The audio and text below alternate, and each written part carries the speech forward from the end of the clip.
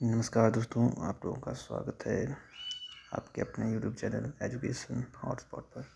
तो दोस्तों, आज की इस वीडियो में हम लोग डिस्कस करने जा रहे हैं बीए फर्स्ट ईयर के हिस्ट्री पेपर कोड 101 के बहुत ही इम्पोर्टेंट क्वेश्चन जो कि हर बार एग्ज़ाम में देखा जाता है, और वो है मगध साम्राज्य के उत्थान के प्रमुख कारण। तो दोस्तों, आज हम लोग इसके बारे में बिल्कुल गहराई में डिस्कस करने जा रहे हैं। तो दोस्तों, मगध जो है तो प्राचीन भारत का एक सबसे शक्तिशाली महाजनपद था और बाद में नंद वंश तथा मौर्य वंश के अधीन एक विशाल साम्राज्य के रूप में इसका उदय हुआ। और इसके उत्थान के पीछे कई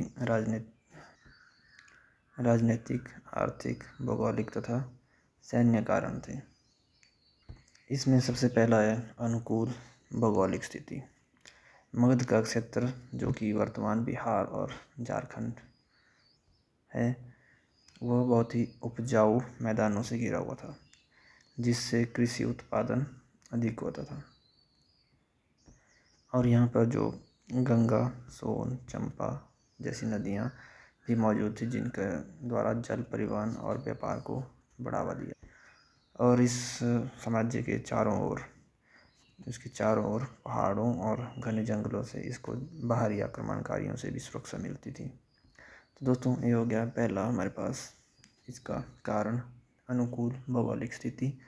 अब बात करते हैं सेकंड पॉइंट। तो दोस्तों, दूसरा पॉइंट है हमारे पास कि इसके जो है तो शक्तिशाली और कुशल शासकों के कारण भी इसका उत्थान हुआ, जिसमें बिम्बिसार जो 544 से 492 ईस्वी पूर्व तक इसने शासन किया।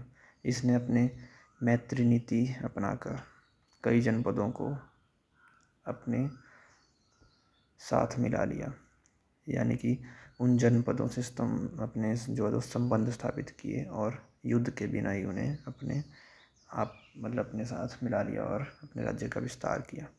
इसके बाद दोस्तों, अज्ञात शत्रु जो कि 492 से लेकर 460 ईस्वी पूर्व तक इसने शासन किया, और अज्ञात शत्रु ने लिच्छवियों पर विजय प्राप्त की, यानी कि उनको हर युद्ध में हराया और उनको जो है तो हराकर उनका राज्य अपने अधीन कर लिया और वैशाली को अपने राज्य में मिला लिया। इसके बाद शिशुनाग वंश में शिशुनाग और जो नंद वंश था,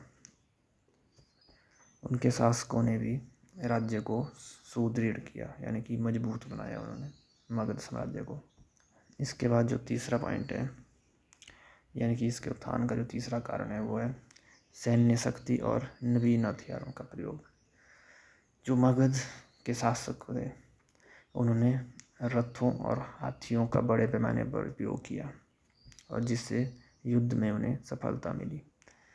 और पहली बार लोहे के हथियारों का व्यापक प्रयोग हुआ, जिससे सेना अधिक शक्तिशाली बनी। और जो अज्ञात शत्रु था, उसने महाशिलाकंटक यानी कि विशाल गदा और रथ मूसल, यानी कि रथ पर जो लगी हुई घूमने वाली मूसल होती थी, ऐसे नए नए युद्ध उपकरण विकसित किए, जिसके कारण इसका उत्थान हुआ। और दोस्तों, चौथा कारण है कि आर्थिक समृद्धि और व्यापार। जो मगध में लौह अयस्क की खदानें थी, यानी कि लोहे का जो जहाँ पर लोहा मिलता है, जो खदानें होती हैं, उन पे मगध में बहुत सारी खदानें थी, जिनका उन्होंने प्रयोग किया हथियार और उपकरण बनाने में। इससे हथियार और उपकरण बनाए उन्होंने ज़्यादा से ज़्यादा, और कृषि उत्पादन अधिक था, जिससे अर्थव्यवस्था सशक्त हुई, यानी कि कृषि भी बहुत ज़्यादा करते थे यहाँ पर वो, और जिससे अर्थव्यवस्था यानी कि रेवेन्यू बहुत इकट्ठा कर लिया उन्होंने, और वो अर्थव्यवस्था जो है तो सशक्त बन गई।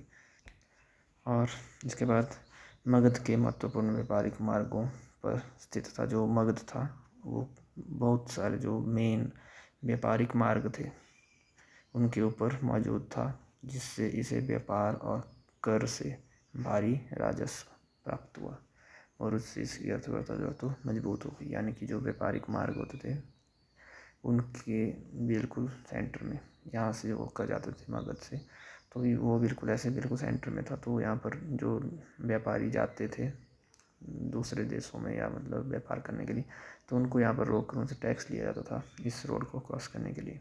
तो इससे भी पैसा कमाता था और ख़ुद तो मतलब यहाँ से फिर व्यापार करता ही था। और दोस्तों इसका 5वां पॉइंट है और 5वां कारण है कि यहाँ पर जो है तो संगठित प्रशासनिक व्यवस्था थी। शासकों ने एक मजबूत कर प्रणाली विकसित की। उन्होंने एक मजबूत जो टैक्स प्रणाली थी उसका विकास किया, उसको एक बनाया इन्होंने एक मजबूत टैक्स प्रणाली को, जिससे सरकारी कार्यों को चलाने के लिए पर्याप्त धन उपलब्ध हुआ। उस टैक्स से जो है तो ये सारे सरकारी कार्य करने लग गए, मतलब काफ़ी ज़्यादा पैसा उन्होंने इकट्ठा कर लिया था।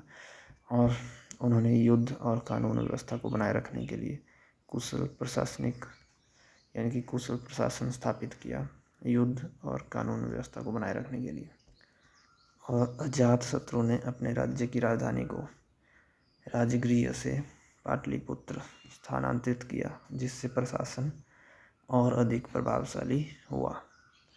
जो अजातशत्रु था उसने अपनी राजधानी राजगृह से कहाँ कर दी, पाटलिपुत्र में स्थानांतरित, जिससे प्रशासन और अधिक प्रभावी हुआ।